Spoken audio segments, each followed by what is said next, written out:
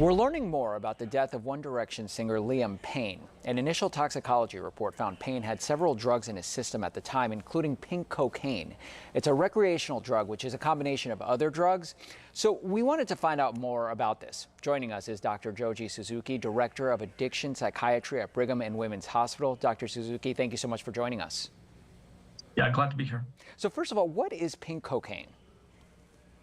So pink cocaine refers to a drug mixture that's been around predominantly in South America for a decade or more, popular as a party drug, but now becoming more prevalent in the US and in Europe. It often represents a mixture of drugs, predominantly ketamine with MDMA and with pink food diaded to give it that characteristic color. Cocaine can be found in it sometimes, but it's actually not the most commonly found ingredient. So it's a sort of a misnomer that is referred to as pink cocaine.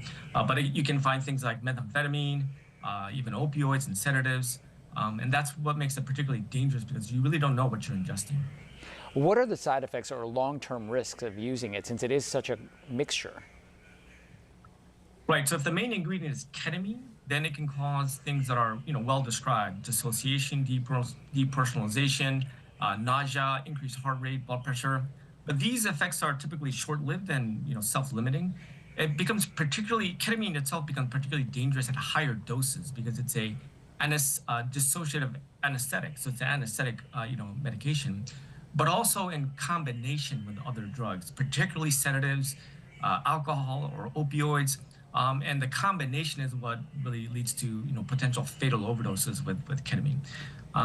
The side effects are things like obviously the psychiatric problems. Longer term, it can cause cognitive issues, liver problems.